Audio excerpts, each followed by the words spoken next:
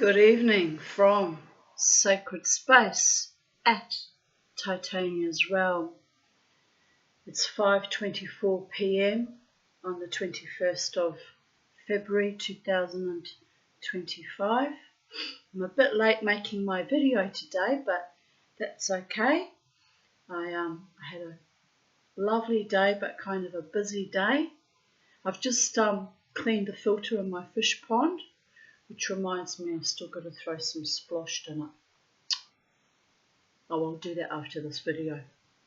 And I've been down to Bunnings and bought a part for my little Dremel thingy and a chuck and some fly spray and crawling cockroach spray because I've got an infestation in the house. Isn't that weird? But anyway, that'll be dealt with too. Too many flies and cockroaches are giving me the heebie-jeebies, so they have to go. And what else did I do? I had a lovely long chat to my friend Laura in Canada, which was just lovely. So yes, and I had another rather unexpected surprise, so win-win-win day. And it's just so scathing hot though. It's still 27 degrees at 5:25 p.m. now. Anyway, as promised to my YouTube subscribers and my friends and remnant family and whoever stumbles across my rather quirky and unusual and zany videos on YouTube, I thought I would come in and finish off the chapter on monsters. I've just got to check my YouTube because I can't remember if we're up to chapter 4 or chapter 5. Oh, where's my home button? Oh, there it is. Oh, dear goddess. Right, we're up to part 4. Right, okay. So, without further ado and ballyhoo-hoo and, fiddling with my beads and other procrastinations, let us continue. Right, I've got my full regalia on, going dancing tonight. Haven't dressed in my full regalia for a while, so I thought it's time to put my Viking beads back in and wore my eagle feather, and don't know what I'm going to dress in tonight. It's very, very hot. I don't want to wear anything confining or hot, so maybe my Mexican dress or maybe something else. I'm not sure. I'll have to decide closer to the time to leave and get dressed and prepare myself for my wild mosh, as I do every Friday evening, or most Friday evenings. Still got a little bit of pain from that thingy, and so that's not pretty, and I'm not happy about that, but it won't stop me from dancing. It was a fresh wound last Friday. It didn't stop me from dancing last Friday. In fact, last Friday the dance was pretty powerful.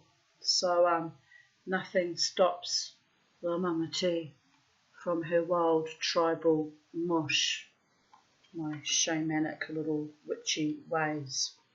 It's how I express myself and commune with my own gods of my own understanding, although sometimes I don't understand them and they don't always understand me, depending on cultural differences, but by and large we're getting along like peas and potatoes, as they say in America. Right, so part 4 of monsters. I had to make another offering to the voodoo god Papa Legba because he drank all his Jack Daniels, but it took him over a week. He sipped it very, very slowly, like a southern gentleman or an African voodoo god gentleman. So he's got smooth, sweet loving whiskey, bourbon, Jack Daniels.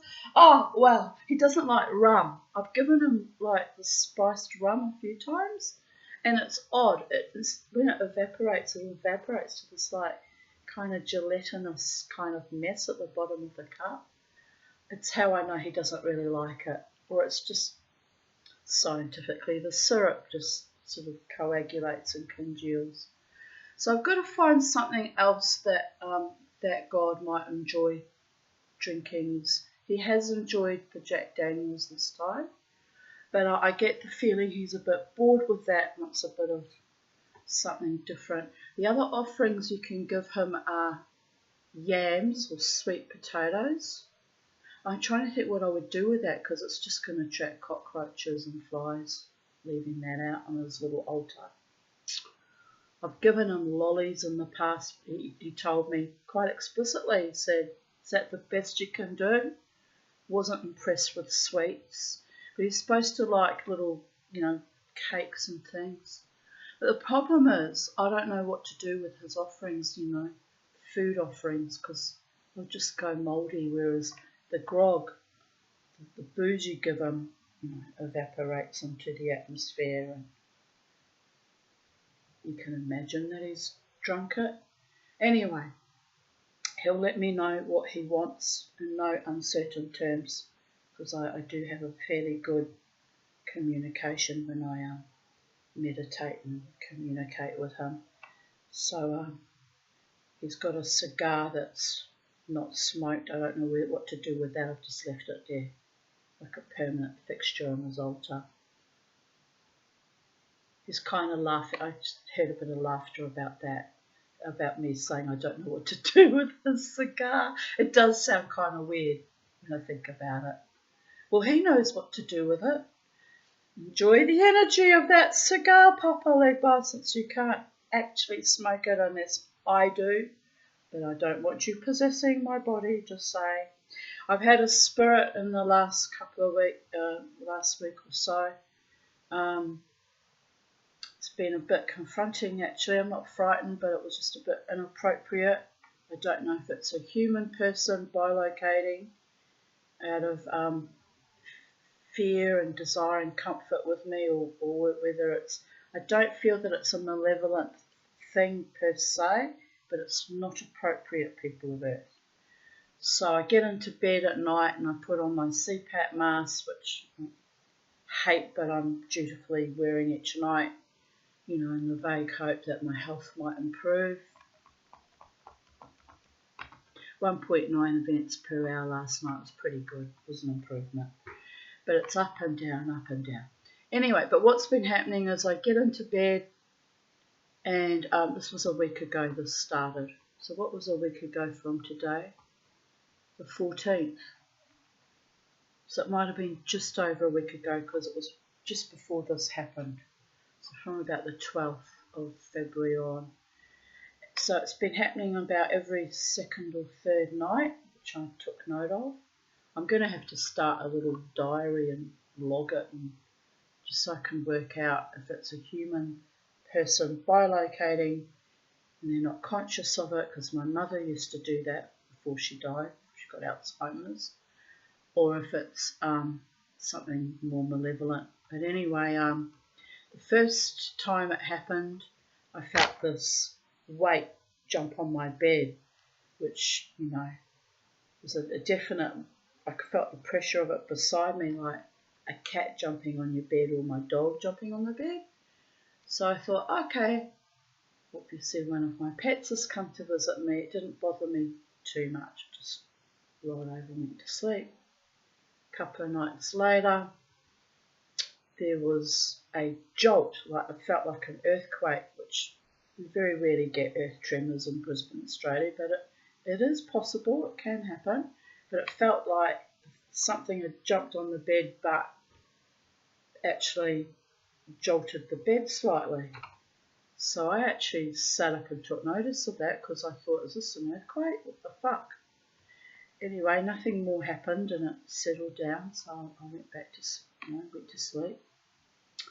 And the third thing that happened, which it happened about 4 or 5 nights ago, and then it happened 2 nights after that, was I felt a person, it felt like a male energy, get into bed beside me and then just roll over as though to look at me.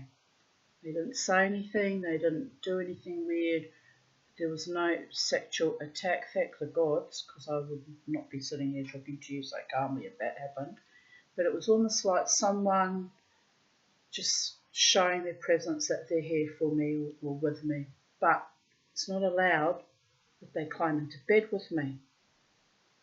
So I said to that entity, you have to get out of my room right now. Get out now.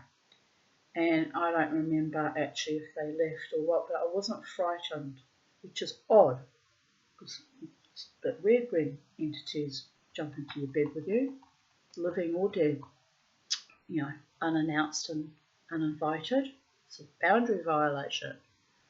So anyway, it happened again a few nights ago, and again I just said to get out now, and then I just said the Shema, which is Jewish liturgy prayer, and rolled over and went to sleep.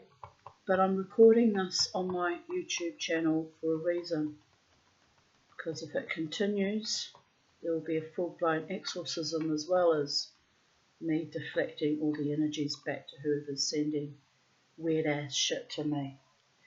So there is that. But anyway, it's been a bit of a strange week. Let's just put it delicately. The veil is thin. Something's physically tried to climb into bed with me.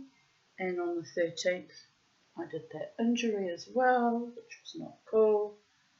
But as I said to my friend Laura, I'm grateful that it was only my arm that copped the brunt of hitting that vice, because if it had been my head, I could have died or bled to death and all alone in this house. So that's a very humbling, frightening feeling. But anyway, as per normal, the Mama T is fearless, faces her own mortality at any given time, as she has had to face 15 times in this incarnation. So I'll be going dancing, living my best life, and anyone that thinks I shouldn't be allowed to do that can just fuck the hell off and return to its original source, to the power of 10. Mama T has spoken. Hence I'm in full regalia and letting everyone know, don't fuck with the Tanya or Mama T. It's not nice to do that, especially when I've done no harm to anyone. Look, I've still got little flies buzzing me. Followed me from the kitchen, and I sprayed in the kitchen. It's very odd, but they're tiny little flies. How I grew them was they were on my potatoes, which I dutifully threw out, so don't know why they're still hanging around actually. Not cool. But it's not demonic, it's just an annoyance. It is kind of symbolic that there's some negativity around, but it's not actually demonic if it's came in on my potatoes and I can explain it rationally and scientifically.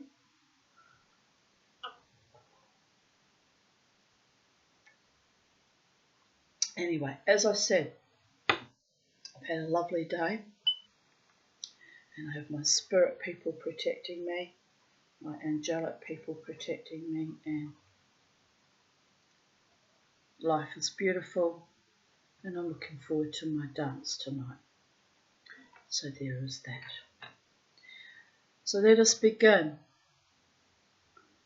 Stationed in Dagestan, Autonomous Soviet Socialist Republic, during the last 3 months of 1941, a Soviet Army Lieutenant Colonel named V.S. Karapetyan was asked by local authorities to examine a man captured in the mountains near Buinaksk, I have no idea where that is, except it's in the mountains. I don't even say which mountains, so we could Google it. Should we Google it? No, I don't have time. I'm going out tonight. I've got to get dressed. I've got to put on makeup. I don't have time for Google. It's spelled Buinaksk. if you want to know where in Russia that is. Right, let us continue, people of Earth. Look like we're going to get a storm too. Well, that's a bummer. Oh well, I've got an umbrella in my car. If it rains, it rains. Nothing shall come between me and my wild dance. A strange-looking individual, the captive was suspected of being a disguised spy. It was hoped that Karapetyan, a medical officer, would be able to determine whether or not the suspect was wearing a disguise. As the colonel reported, I can still see the creature as it stood before me, a male, naked and barefooted. Oh yeah, right. And it was doubtlessly a man because its entire shape was human. The chest, back and shoulders, however, were covered with shaggy hair of a dark brown colour. Is that you, Michael? Is that you? I shouldn't laugh, but he was a hairy bastard. You know, Polish background. The Poles are hairy people. Well, he was Polish Jewish, but same. Still a hairy people. It's the cold, probably. Or they inbred with those strange monsters at some stage in our human evolution. Denisovan man. Was Denisovan man hairy? I don't think he was though. He might have been. Denisovan. One of those. They all consorted with each other. Let's put it delicately. I know. The man stood absolutely straight with his arms hanging, and his height was above the average, about 180 centimetres, or about 6 feet. Same height as my ex-husband too. Maybe no, that's me. But it's true. Maybe I married a missing link. No, because they're more intelligent than him. I definitely didn't marry one of the Denisovans. But if I go back in time, in the space-time continuum, after I die, I might get lucky to actually do that one day. That could be weird, isn't it? If you die but you come back in a past life, some ancient time, or alternatively, way, way, way in the future. That would be interesting too. Or on another planet far, far away with all different life forms. Well, or you just end up being nothing. Have eternal peace and quiet. Whatever outcome, none of it's so bad.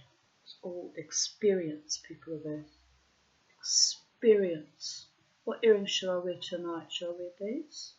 Or shall I change my earrings? These have got little evil eyes. Keep the evil away. And their power, so they represent my home country. And I made them from ebony and power shell.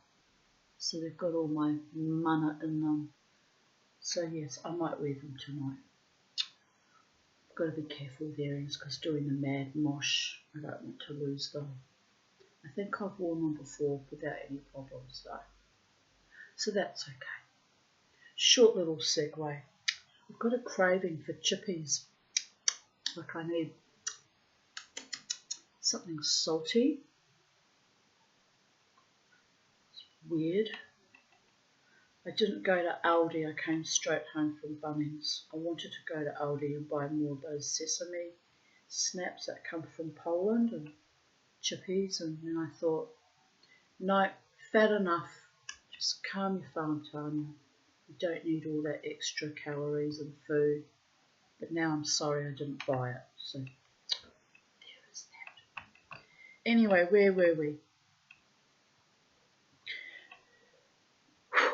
He stood before me like a giant, his mighty chest thrust forward, His fingers were thick, strong, and exceptionally large.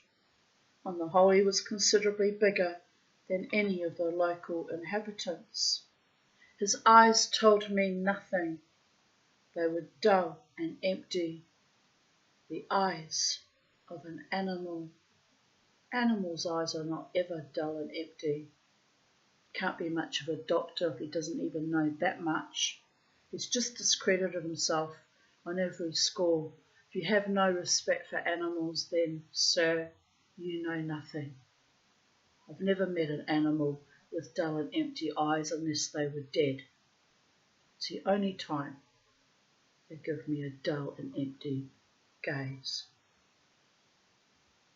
Just saying, I hate people that are ignorant about animals. Most animals have got more soul than our current stock of humans right now. It's terrifying actually, to be honest. When kept in a warm room, he sweated profusely. While I was there, some water and then some food was brought up to his mouth, and someone offered him a hand, but there was no reaction. I gave the verbal conclusion that this was no disguised person, but a wild man of some kind. Well, he probably didn't trust their food and didn't know what it meant when they offered him a hand.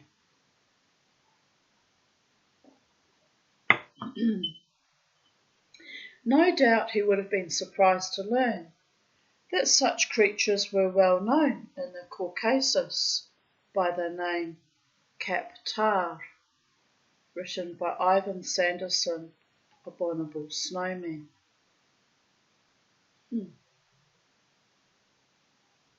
The last 3 months of 1941.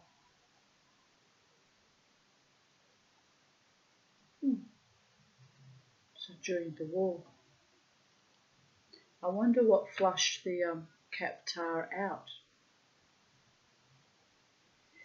A compelling piece of evidence in the case for the Yeti was discovered on November 8, 1951 by British mountaineers Eric Shipton and Michael Ward. The two climbers, returning from a reconnaissance expedition on Everest, were exploring the southwestern slopes of the Menlung. What country are we in? Everest. Menlung Glacier, when they came upon a fresh trail of enormous but human-looking footprints leading along the edge of an ice mass. Shipton photographed the trail. Close-ups of one particularly crisp imprint indicate a not quite human foot about 13 inches long and considerably broader than a mountain boot. This would suggest a biped about 8 feet tall. It must have been limber too. Where the tracks crossed a crevasse, Shipton wrote afterward, one could see quite clearly where the creature had jumped and used its toes to secure purchase on the snow on the other side. Fascinating. According to the Communist Chinese news agency, I really do need salt.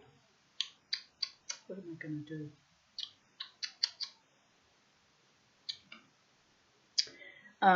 A Chinese film director named Pai Xin, Hsin,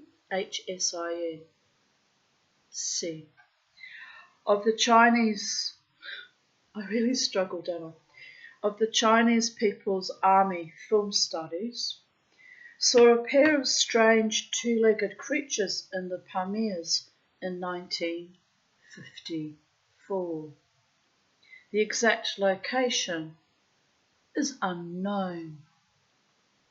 Returning from a filming trip to the Himalayas, Pai Sen and the three colleagues were travelling at an elevation of some 19,600 feet very early one morning when they saw two unfamiliar upright figures walking one behind the other up a slope not far away. They were short, walked with their backs hunched, and moved along the rocks with ease. The men shouted and fired shots into the air, but the two figures paid no attention and were soon lost from view. The film director later said that they had heard many reports about wild men in the Pamirs.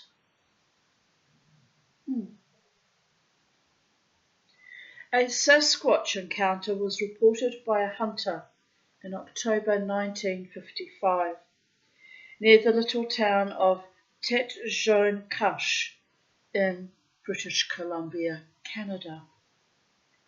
William Rowe, armed with his rifle, was climbing Mica Mountain one afternoon, just for something to do, when he saw what he took to be a grizzly bear on the far side of a small clearing. Moments later, as he watched, the animal stepped out into the open, and Rowe realized it was not a bear.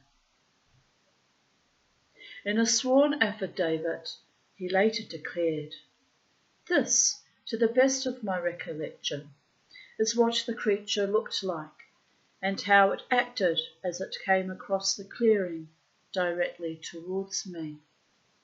My first impression was of a huge man about 6 feet tall, almost 3 feet wide, and probably weighing somewhere near 300 pounds. It was covered from head to foot with dark brown, silver-tipped hair, but as it came closer, I saw by its breasts that it was female. And yet its torso was not curved like a female's. Its broad frame was straight from shoulder to hip.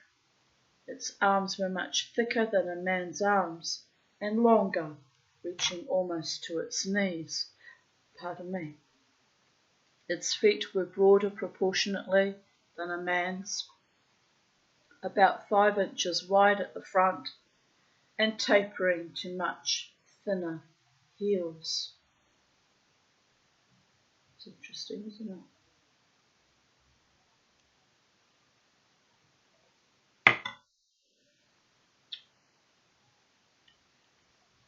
The creature came within 20 feet of Rowe, who was crouched behind a bush, and squatted on its haunches.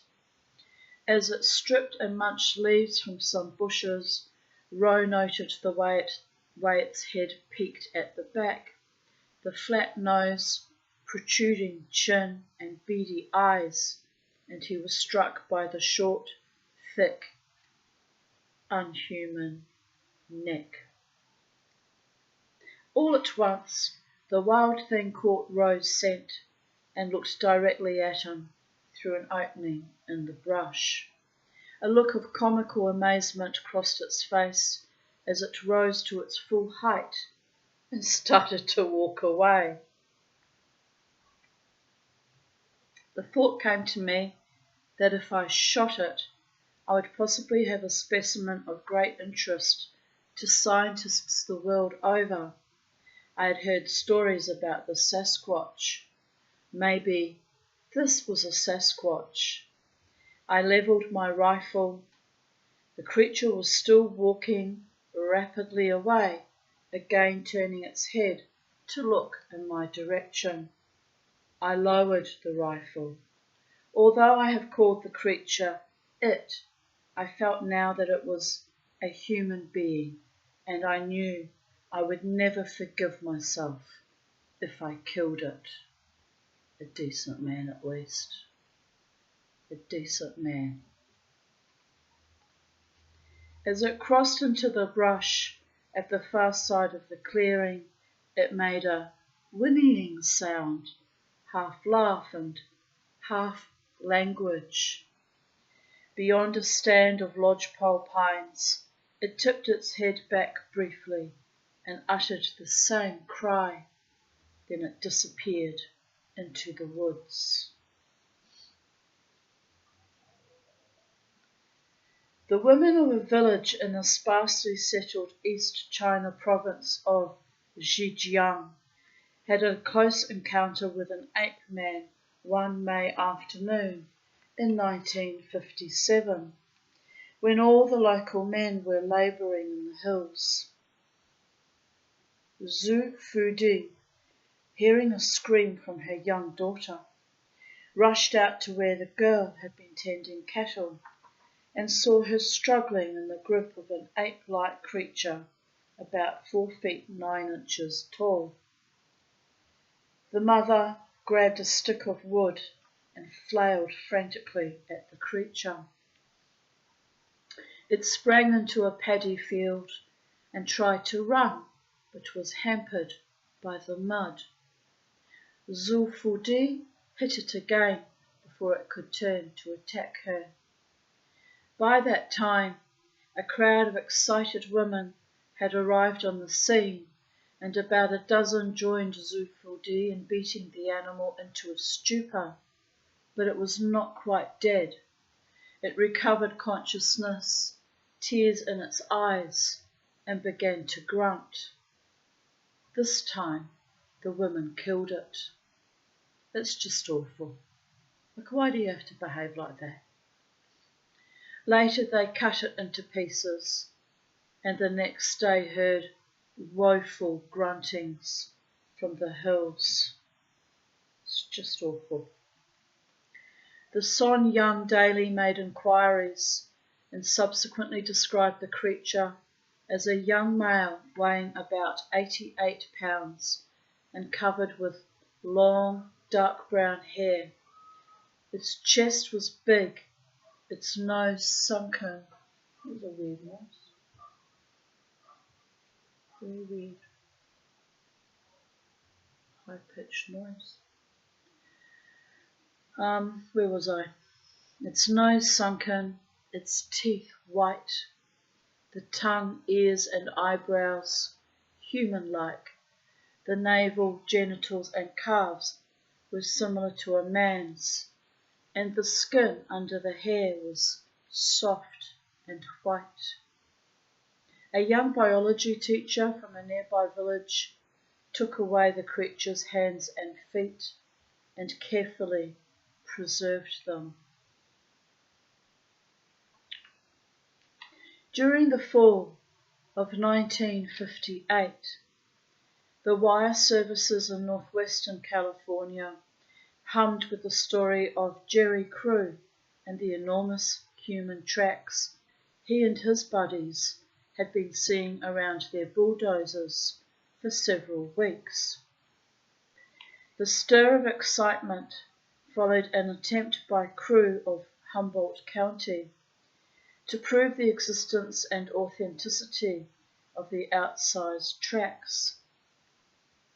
An Associated Press story dispatched from Eureka on October 6th read, Jerry Crew, a hard-eyed cat skinner who bulldozes logging roads for a living, came to town this weekend with a plaster cast of a footprint. The footprint looks human, but it is 16 inches long, 7 inches wide, and the great weight of the creature that made it sank the print 2 inches into the dirt. Crew says an ordinary foot will penetrate that dirt only half an inch. I've seen hundreds of these footprints in the past few weeks, said Crew.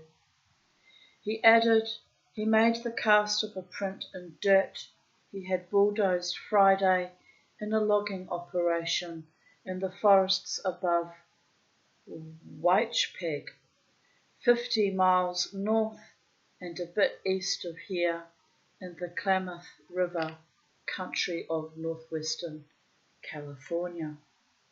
Cruz said he and his fellow workmen never have seen the creature, but often have had a sense of being watched as they worked in the tall timber. Every morning we find his footprints in the fresh earth we've moved the day before, Cruz said. Cruz said Robert Titmus, a taxidermist from Reading, studied the tracks and said they were not made by any known animals.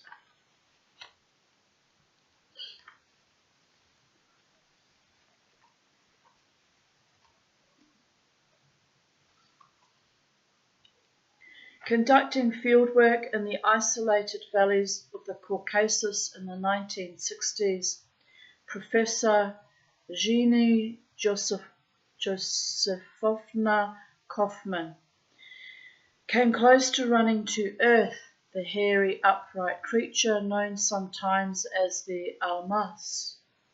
Professor Kaufman and her team collected hundreds of eyewitness reports from peasants, villagers, tea pickers, and haymakers of an almost human being with a receding brow and chin, flat nose, flat feet, and a coat of reddish or black body hair. One day they made an unprecedented discovery. 2 nests or animal lairs shaped out in the midst of tall, ordinarily impenetrable weeds, and a larder nearby. In the pile of food were 2 pumpkins, some blackberries, 8 potatoes, part of a sunflower, 3 apple cores, and a half-chewed corn cob. Mixed in with these items were a few pellets of horse dung, a delicacy said to be enjoyed by the almas because of its salt content. Other corn cobs found later showed the imprints of near-human teeth with a jaw of non-human width. During a salmon run in the Nooksack River near Marietta, Washington, in mid-September 1967, several local anglers reported Sasquatch sightings.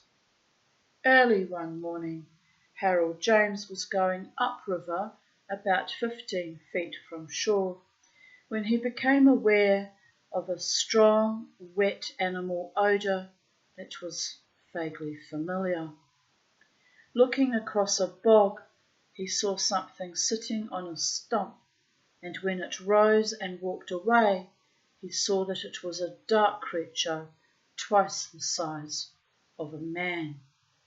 That afternoon, a married couple who were also fishing saw a creature standing in the river about 200 yards away. Up to its knees in water, it stood about 8 feet tall and was slightly stooped. Its back was black, its face flat, and it had no neck. As the couple watched, the creature bent down and submerged. Tracks found on a sandbar showed a five-toed foot, 13.5 inches long and a stride measuring 45 inches. Drifting his gill net down a channel one night, Johnny Green discovered that it was disappearing over the edge of his boat. The powerful spotlight Green wore on his head played on a big hairy beast standing in the water, pulling at the net. Green shouted to his friends, Reynold James and Randy Kinley, who came down and shone more lights upon the creature. It let go of the net and lumbered away on the shore.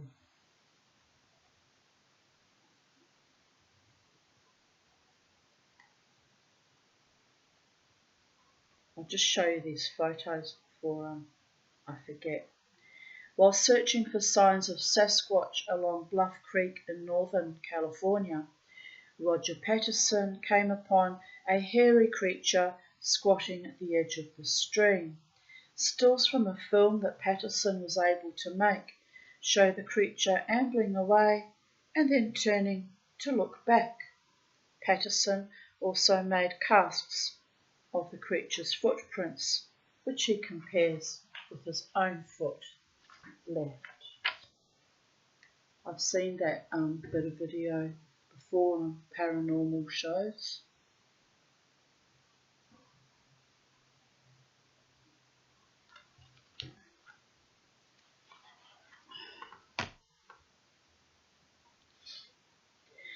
Roger Patterson, a Bigfoot buff for many years, set up camp at the bottom of Bluff Creek Valley in Northern California in October 1967 with the intention of filming fresh tracks with his 16mm movie camera.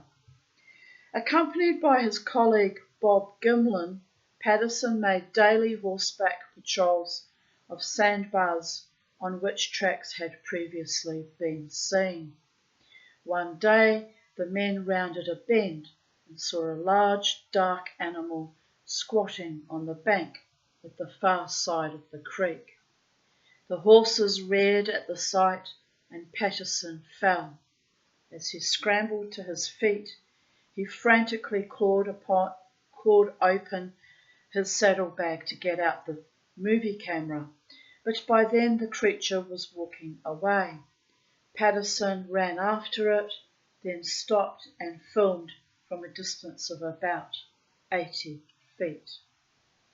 He managed to shoot a few clear frames that show a heavily built creature about 7 feet tall and 3 feet across the shoulders, covered with black hair. It strides smoothly with its knees bent. As it turns to look at Patterson, it reveals large, drooping breasts. Oh yes, you can just make those out. The face is flat and hairy with heavy brow ridges. The head is peaked at the back and sits right on the shoulders. The creature, she, went off into the brush, leaving footprints 14.5 inches long. Patterson and Gimlin made 2 crisp casts and several still photographs of the tracks. According to one investigator, John Green, analysis of the material revealed no evidence of fraud. The deputy sheriff for Grays Harbor County in the state of Washington described a late night encounter with an unknown animal to Sasquatch investigator John Green. It happened at 2:35 a.m. on July 26, 1969, as 30-year-old Deputy Verlin Harrington was driving home to Copalis Beach along the DK Road after handling an incident at the town of Hump Tulips. As his car rounded a corner, Harrington saw a huge figure standing in the middle of the road. His first impression was that it was a bear. To avoid slamming into the animal, Harrington hit his brakes and came to a screeching halt. He then saw that the animal was not a bear. It had a face on it. Its eyes, like the eyes of a night creature, reflected the headlights. It had feet instead of paws, and it had breasts. It walked to the edge of the road, upright as a person would, but it was not a person. Harrington turned his spotlight on it and got out of his car with revolver in hand. He saw that the creature's body was covered with brownish black hair, except for the face, which had a dark leathery look, and the soles of the feet. The feet and toes were quite distinct, as were the fingers on the creature's hands. The deputy cocked the hammer of his gun, and the creature went off into the brush. Its stride seemed short for its size, but was long for a human. In daylight, Harrington went back to the scene and photographed a footprint 18.5 inches long. The animal itself, he judged, was around 7 to 7.5 feet tall and weighed approximately 300 to 325 pounds. Since 1970, a similar encounter unnerved Mrs. Louise Baxter, who gets her own name, of Skamania, Washington, on August 19, 1970. Driving in the vicinity of the Beacon Rock trailer park, Mrs. Baxter began to suspect that she had a flat tire, and so she got out of her car to check. I kicked the tire, which was okay, and then bent over to see if possibly something was stuck under the fender to make the noise. I suddenly felt as if I was being watched, and without straightening up, I looked towards the wooded area beside the road and looked straight into the face of the biggest creature I have ever seen, except the time nearly a year before.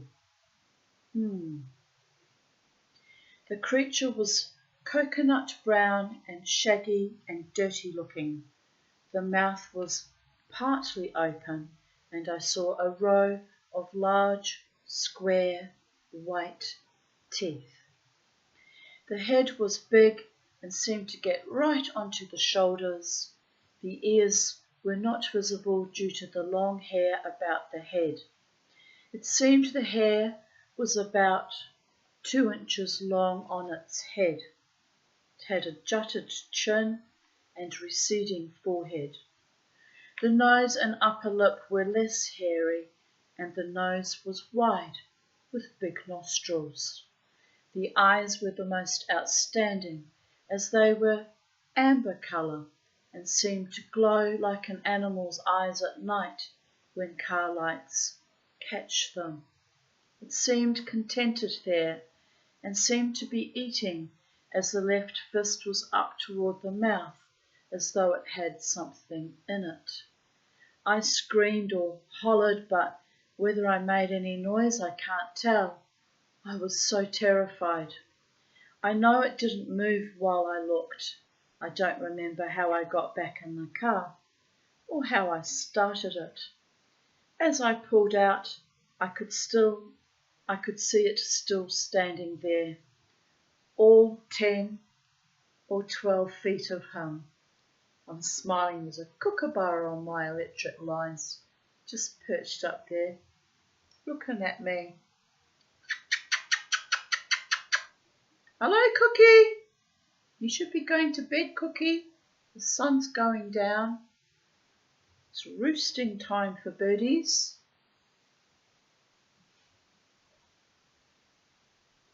All the crows are roosting as well in the eucalyptus tree across the road. I guess before they go to bed they like a late night snack of whatever bugs are flying around, I guess. That's probably why it's perched up there.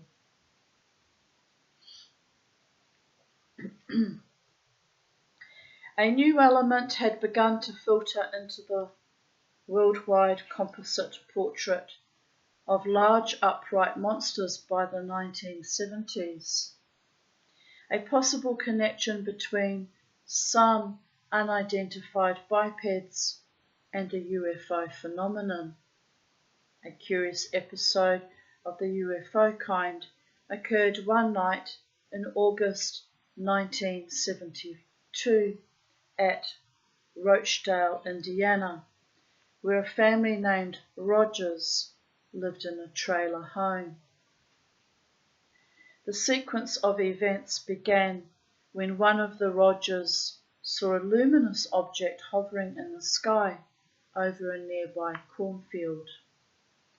On several occasions thereafter, all the Rogers heard noises in the yard at night, and when one of the men went outside to investigate, he caught a glimpse of a large, heavily built creature parting the corn stalks. Once Mrs. Rogers saw it looking in through her trailer window and observed that it stood like a man but ran on all fours. The sightings were never very clear, for they always took place at night. But the Rogers could tell that the creature was covered with black hair and it had an odour like dead animals or garbage. A unique feature of the beast was that it appeared to lack substance. What was weird was that we could never find tracks, even when it ran over mud. It would run and jump, but it was like somehow it wasn't touching anything. When it ran through weeds, you couldn't hear anything, and sometimes when you looked at it, it looked like you could see through it. Yet the monster was not altogether insubstantial. Among the others who saw it were several farmers who found dozens of mutilated, though uneaten, chickens after visits from the beast. The Burdines found dead chickens, trampled grass, and a broken fence on their property. The pig's food bucket, the Burdines further noted, had been emptied of tomatoes and cucumbers. One night they saw the apparent culprit standing in the doorway of their chicken house. According to Junior Burdine, this thing completely blocked out the lights inside the chicken house. The door is 6 metres by 8 metres. That can't be right. They must mean 6 feet by 8 feet. Sorry. Its shoulders came up to the top, but then it's a chicken house. Anyway. It must be feet. Its shoulders came up to the top of the door. I mean, how big is a fucking chicken house? Maybe they do mean metres by 8 metres. Anyway, its shoulders came up to the top of the door, up to where the neck should have been. But this thing didn't have a neck. To me it looked like an orangutan or a gorilla. It had long hair with kind of a brownish cast to it, sort of rust-looking colour. I never saw its eyes or its face. It was making a groaning racket. The Burdine men chased and shot at the creature when it ran, but though the range was short and they were certain they had hit it, it appeared to be unhurt. Among the cases found credible by Oregon's Bigfoot Information Center in the Dalles was that related by Jack Cochran, a logger from Parkstone, who at the time of the sighting in 1974 was working with a crew in the Hood River National Forest. On May 12 of that year, Mr. Cochran was taking a 10 a.m. break in the cab of his crane when he looked across a clearing and saw a big hairy thing standing silently some 50 yards away. A hunter as well as an amateur artist, specialising in wildlife studies. Cochrane, after recovering from his initial chill, studied the creature with a practised eye.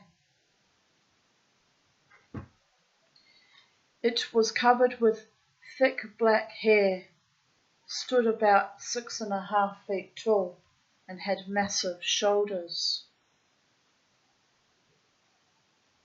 As he watched, it walked away gracefully, like an athlete.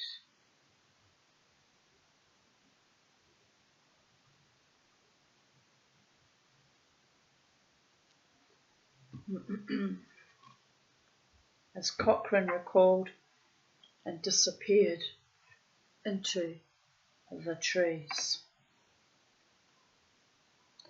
The next day, at about the same time, according to a New York Times report, the loggers were again taking a break.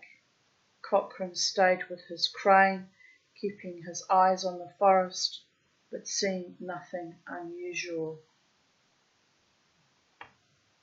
His two companions, however, said that they walked into the woods for a little shade and were startled to see a big creature rise up out of the bushes and stride quickly away on two legs. One of the two men, Furman Osborne, gave chase and even picked up some rocks to throw. Later, investigators from the Bigfoot Information Centre conducted a thorough search of the area. They found the creature's track, indistinct impressions of a soft but heavy foot leading from the edge of the clearing off across some wooded hills. Commenting on the mildness of the creature and the tameness of the tale, the Times writer observed, "Many people have said that hallucinations or hoaxes would be unlikely to yield so tame and dull a story." The New York Times, June 30, 1976. On a dark night in May 1976, 6 Communist Party officials were being transported through southern Hubei province in central China when the driver of their jeep suddenly saw a large hairy animal on the road ahead. The driver blew the horn and the creature started to clamber up a steep slope that skidded back down to the road. It crouched there on all fours, staring into the headlights with the look of a wild man. The driver stopped but kept honking, and his passengers got out to surround the creature at a safe distance. One tossed a stone at it. The creature rose to its hind legs, lumbered off into a gully, and then scrambled up a slope into the woods. The men agreed afterward that the creature had fine, soft hair like a camel's, with a dark red streak down its back, and a face the colour of flax. The legs were long and thick, the thighs heavy, and the soles of the feet were so soft that the animal made no sound while walking. The face was long, broad across the brow, and narrow at the chin, and had a wide mouth. Although the creature had vanished long before the investigators arrived to study it, an anthropologist with the Peking Museum of Natural History, a Mr. Zhu Gozing, suggested that it might well have been a distant relative of the abominable snowman or Bigfoot. Gong Yulan is a peasant woman who lives in the Qiaoshan commune in Hubei province, central China. June 1976 was a day like any other, except that Gong Yulan had run out of grass for her pigs. So she took her 4-year-old son and climbed up a mountain to gather a supply. As mother and son crossed a pass, they saw a large, moving red object about 20 feet away. The woman stopped and stared at what turned out to be a strange, hairy animal rubbing its back against a tree. Later, in an interview with scientists, she described how it had scratched itself. It stood just like a man, like this, she said, demonstrating by rubbing her shoulder against a wall. Watching it, she became frightened by its strangeness. She scooped up her child and ran. To her horror, the creature came after her, uttering cries that sounded like, "Ya, ya." Child in arms, Gong Yulan ran a quarter of a mile to the house of her commune brigade leader. His wife, who met her at the door, recalled, "When Gong arrived at my house, the beads of sweat on her forehead were as big as soybeans. She kept saying, 'Wild man!'" Hairs were subsequently recovered from the tree against which the creature had scratched itself and were examined at the Beijing Medical Institute. It was decided the hairs were not from a bear, but resembled those of the higher primates, including man. I need a drink. I've got weird salty taste in my mouth. Weird people of Earth. Very fucking weird.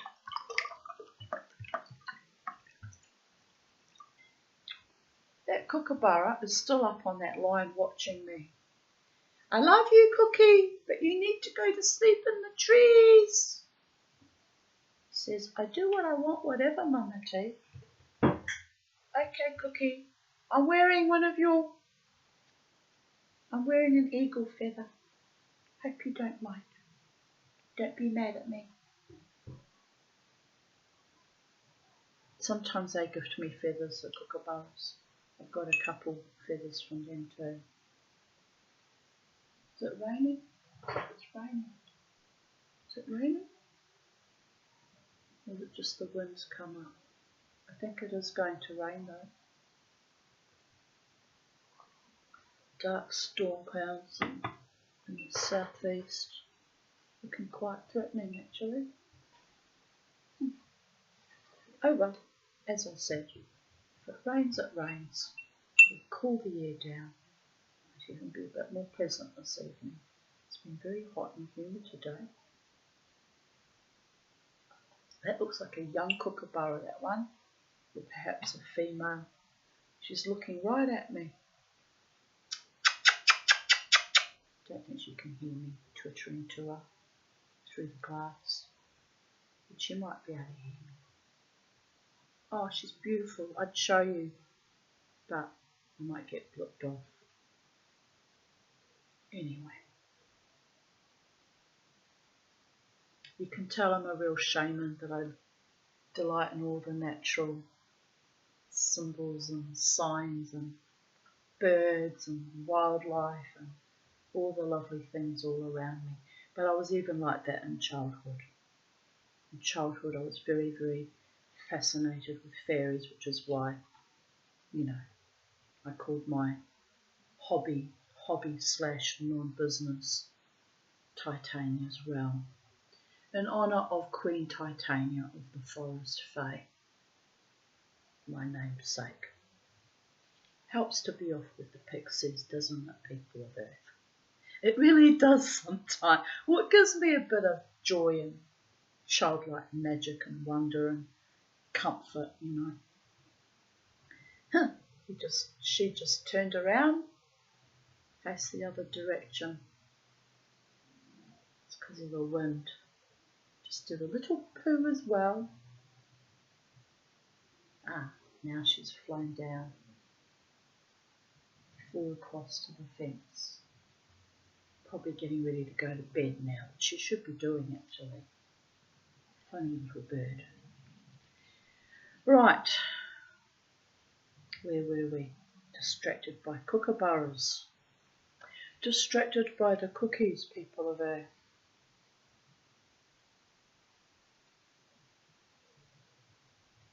Right.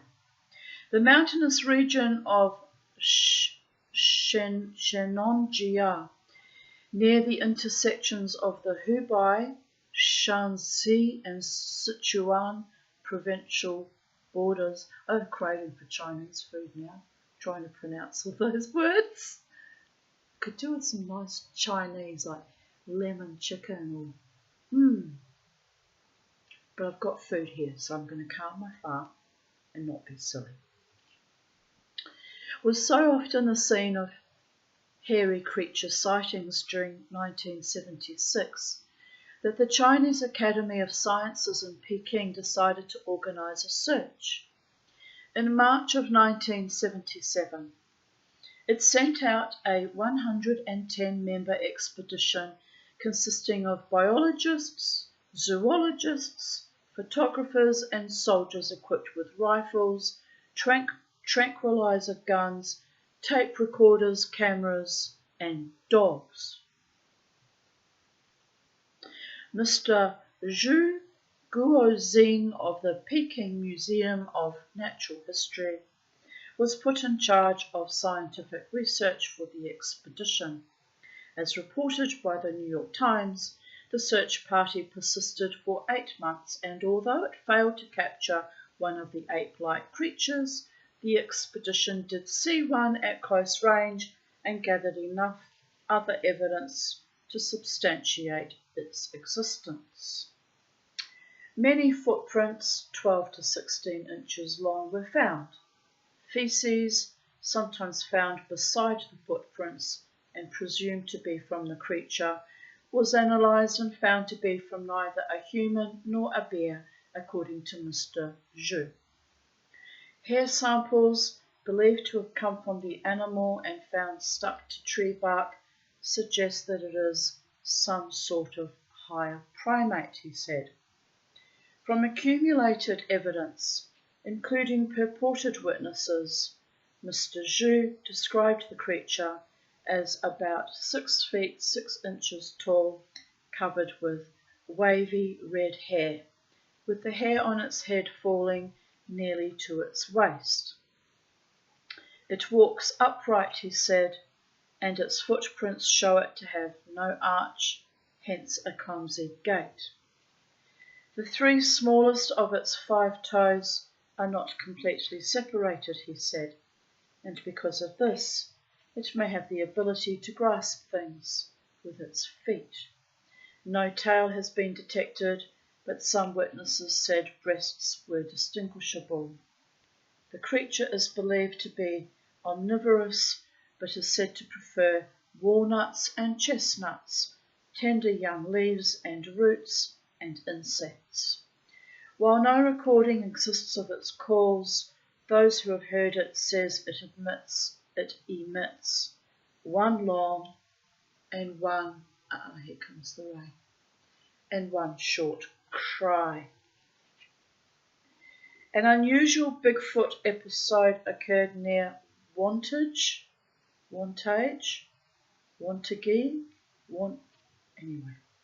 in rural New Jersey in 1977.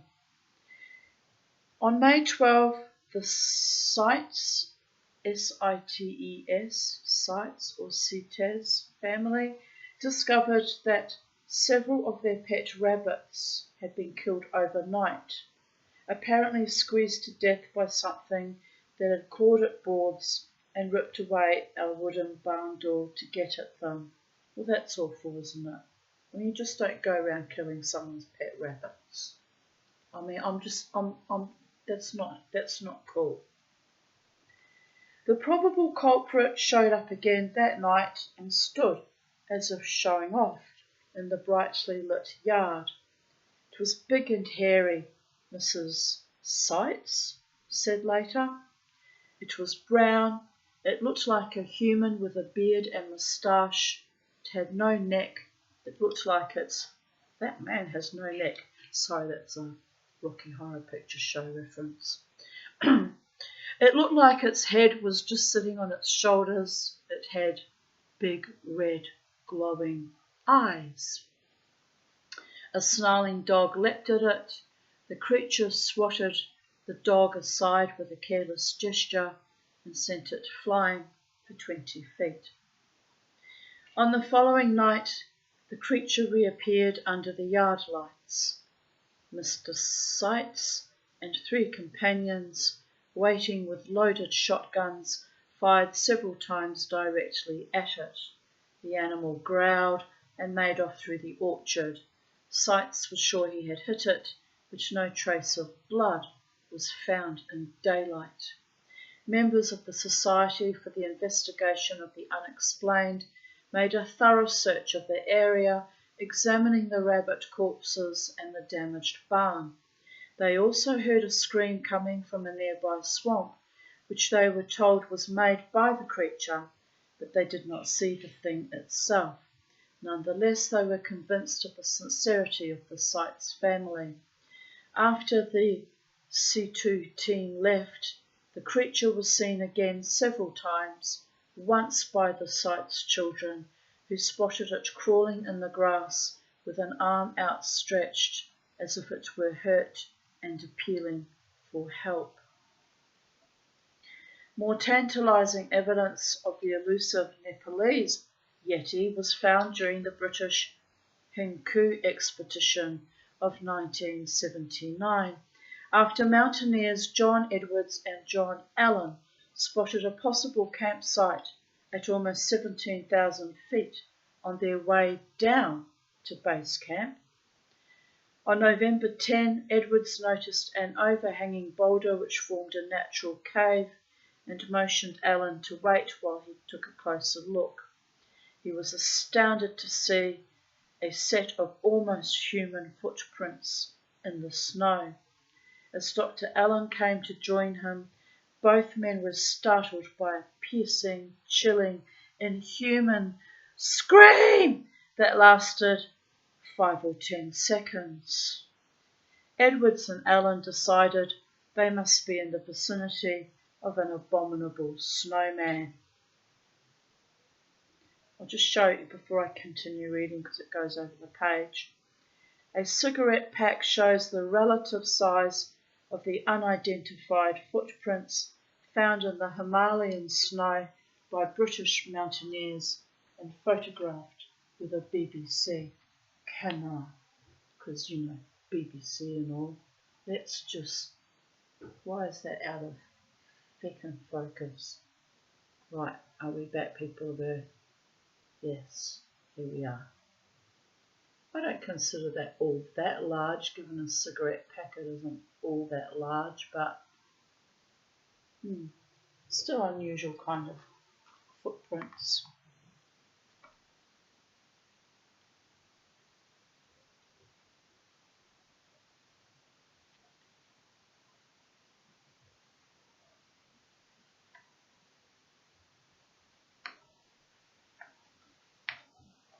Right, we'll continue on with that passage. The next day, the whole team, led by John White, returned to the site and photographed the still distinct footprints with their BBC camera. The tracks were of varying sizes, suggesting a pair or perhaps even a small family of creatures. Droppings found near the prints were gathered to be taken back to England for analysis. We have photographed a print, says White, that no one can satisfactorily identify. I am convinced that there is an animal up there that is not yet recorded by naturalists. In a sequel to the Chinese incidents of the previous decades, a team of scientists scoured Zhejiang province late in 1980 for solid evidence of living ape men. At the Bihu Middle School in Lishui County, or Lishui County, maybe, Chinese investigators obtained from biology teacher Zhu Shusong the well-preserved hands and feet of the ape-like creature routed by Zhu Fudi in 1957.